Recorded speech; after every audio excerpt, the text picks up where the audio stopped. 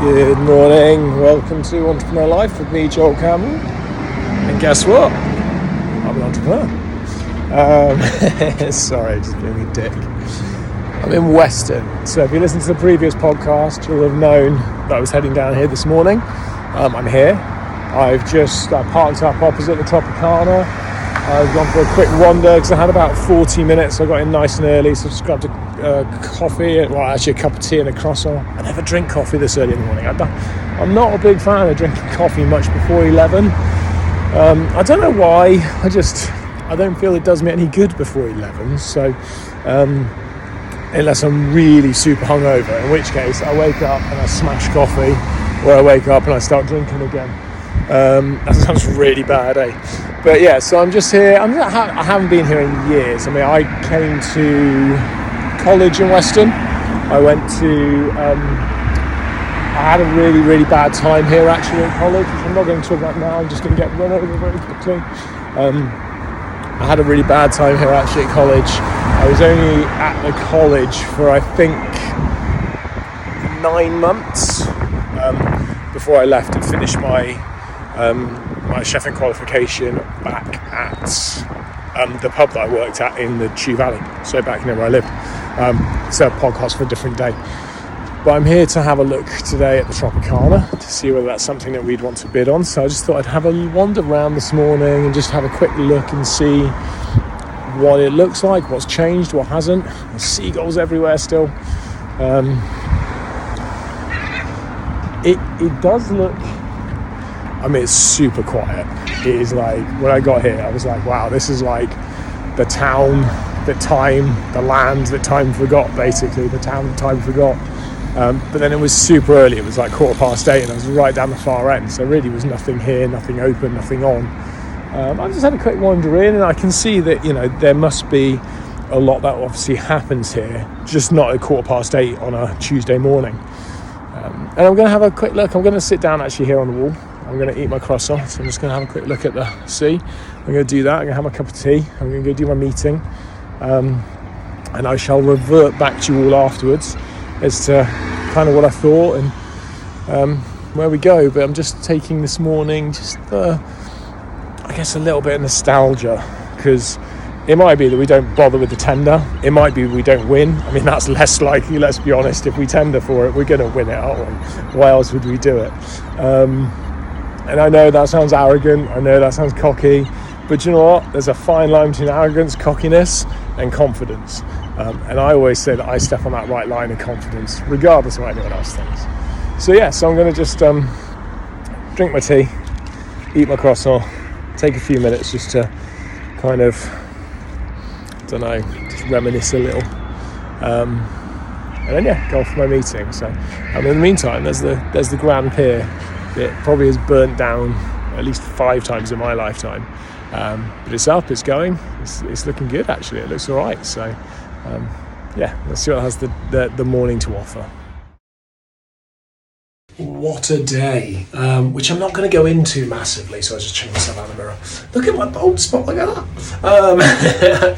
I've just checked into Premier Inn, so what a day, oh my god.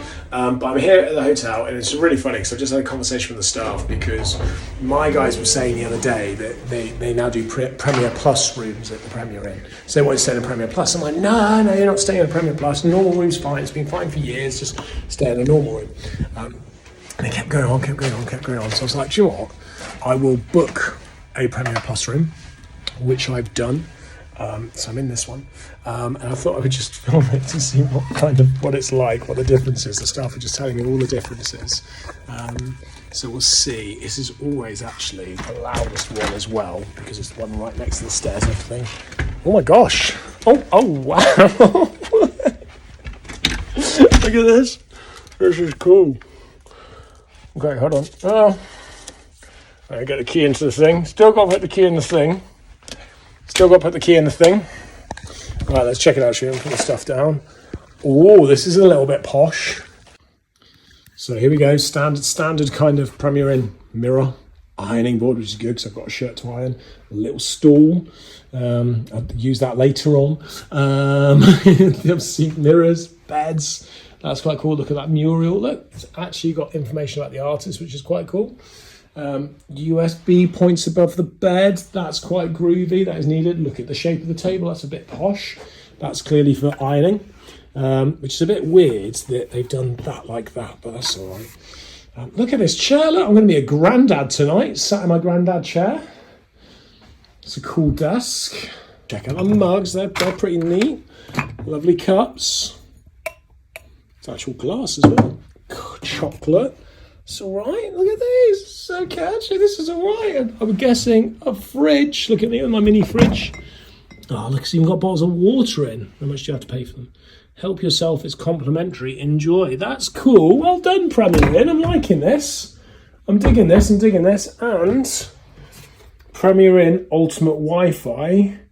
I've got open your card, open your browser, follow the steps to register your Wi-Fi account, connect to Ultimate Wi-Fi, you're connected. So that's quite cool. So apparently I can get free Ultimate Wi-Fi. This is all right. I'm okay. I'm digging this. So I'll let the staff know. They're quite nice and they can stay in a normal room. Oh, that's what was going to be a massive window, but it's just a wall. So it looks all right. So anyway, I'm going to sort myself out, get myself unpacked, figure out a charging point later on for my car. And then, yeah, got a little bit of work to do at my nice tidy desk. So yeah, in a bit. The next day. Good morning. It is 8:38. I'm just ironing a shirt, actually for tomorrow, randomly enough. But I thought it was an iron in the room, so I'll just crack on and do this here, because tonight I'm not staying in a Premier Plus room. I'm just staying in a standard Premier room, which probably means I have to go and ask for an iron, and generally that's all right. But what happens on occasion is all the irons are out and they don't have one or any of that kind of stuff. So I thought, you know what, I'll just do it now very quickly and it's just done. Feeling a little bit sort of rougher this morning. I'm okay, I'm tired. That's the biggest problem. I had a couple of beers last night at the pool, nothing too excessive. But it was a lovely night, as it always is with Paul. We're just chewing the fat, chatting a little bit of work, and then a lot of real life, really. So that was cool. I had a kebab on my way home, and do you know what? It just wasn't great. I think I've passed it. I think as I approach my 40th birthday in 20 odd days, 25 days, something like that. Yeah, it's a month, it's 30 days.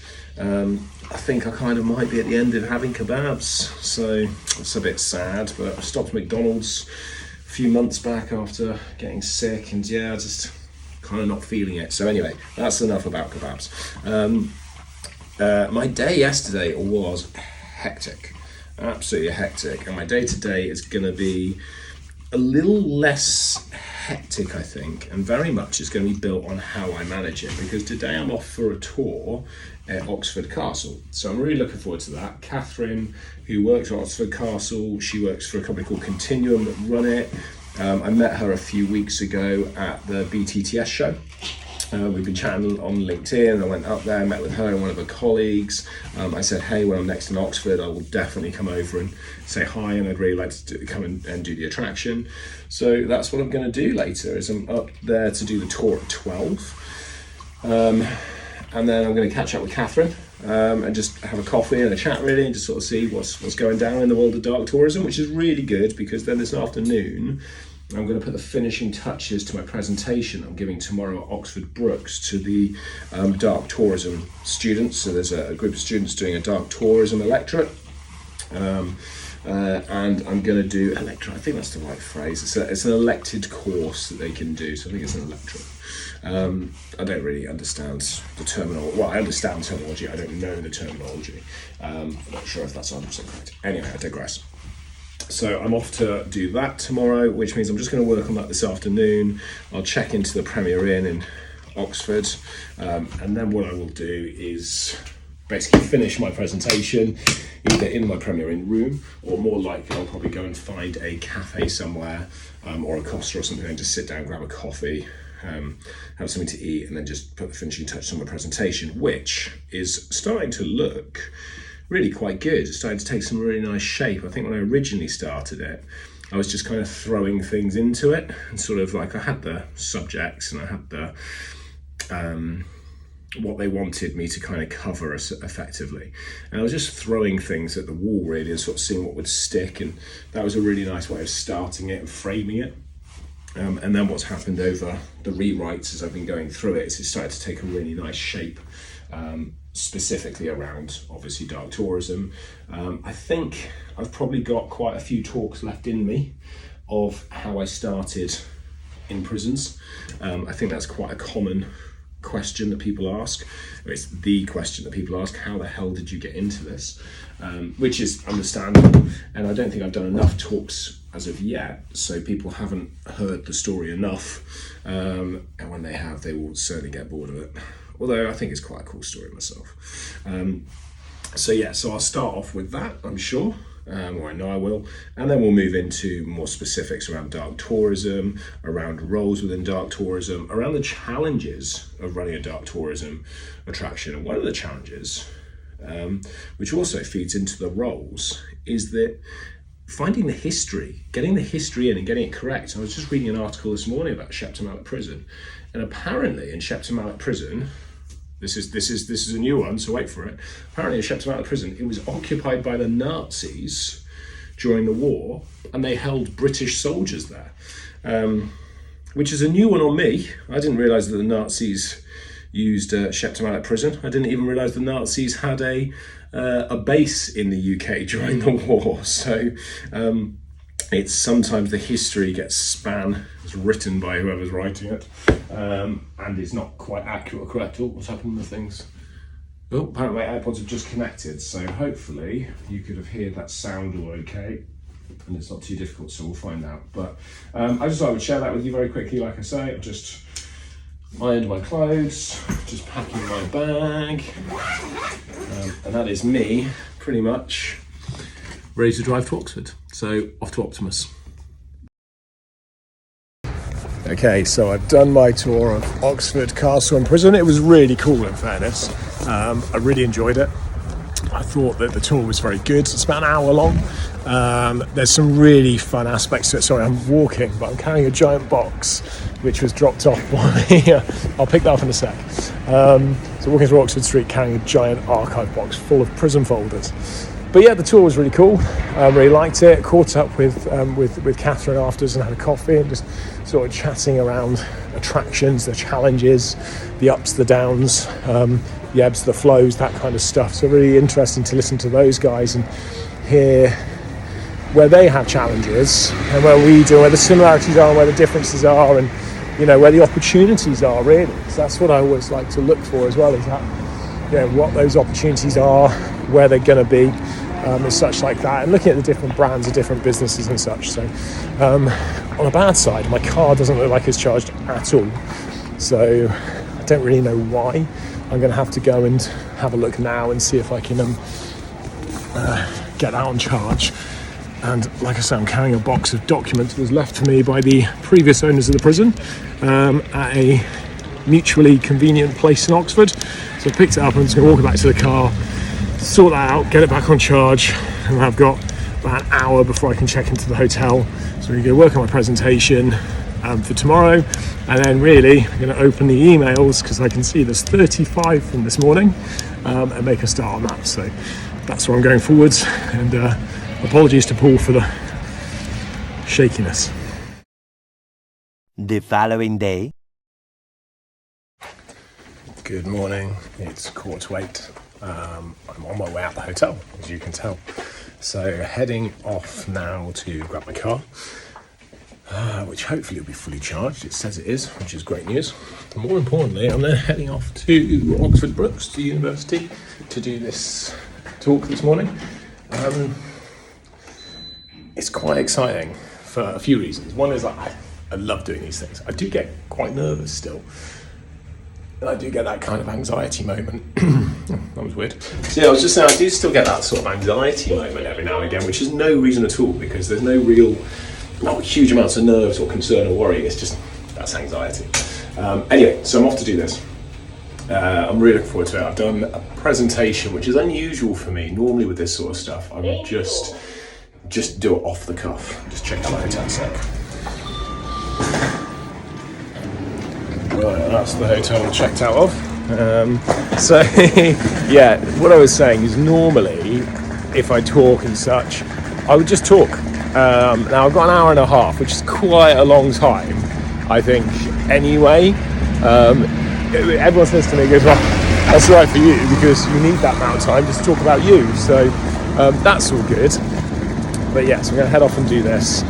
I have put together a presentation, which very much kind of, I guess, keeps me on point. It stops me diverting off all over the place. But secondly, it provides lots of images. And I think really that was the key thing for me now, is chatting to people about what we do and talking to people about a prison and dark tourism attractions. They'll have a perception in their head, which is cool, but I want them to see the real thing. I want them to be able to visualize what I'm talking about. So I've done a deck which is about 40 odd slides, which is a big deck. It is a huge deck, far bigger than if I was going to do a deck normally. It'd be maybe 4 or 5 slides, but it's just packed full of images, and that's what I'm going to utilize today to talk about the varying different points. So realistically, I'm talking about 4 things today. I'm going to talk about how I set up a heritage attraction, why I set up a heritage attraction, and very much in the dark tourism world. I'm going to talk about the challenges of running a dark tourism attraction, the roles within a dark tourism attraction, which I guess is the most on point part of this for these guys, or certainly that's one of the things they've asked me to really concentrate on. And I'm going to talk about dark tourism in general, the wider perceptions of dark tourism, how I perceive dark tourism, and where I think the future of that industry is going. And then we'll do what I would say is actually my favourite part, which is the Q&A. Why do I like a Q&A? It is because people get to ask the things they want to know. Up until that point, I'm making assumptions and best guesses on the subject matter, the people that are in front of me, on the information they would want to hear. Once we get to Q&A, they can ask what's actually on their minds, what's actually important to them, and they can get a direct answer. So that's why I quite like that. And also, I'm really good at thinking on the fly. So those are, that's my morning. Right, so I'm going to just drop into the car park. I'm going to go grab my car, and then off to Oxford Brookes Uni for my very first university lecture. So we're going to jump in and see the lecturer beforehand on the same course. I've never done a uni lecture, so in about an hour and a half's time, I will have 3 GCSE'S and 1 university lecture of an hour as my official qualifications. And make no mistake about it, it is going on my CV. It's a super empty car park this morning. When I came in yesterday, it was late morning. It was 11:30. It was rammed. But what is really cool is they've got 50 electric charging points here, most of which work, and they're all free because obviously you pay for the parking, but you can charge for free. So here's the beast. There's Optimus, which looks like he's fully charged, which is good. There we go. He's unlocked. So I'm going to have to turn this off on my phone now. Check this out. This is really cool. Hey, open the boot with my foot. Anyway, I've got to turn my phone off because I need it to start my car in a bit. I've arrived, I'm 15 minutes early actually, which is quite unusual for me.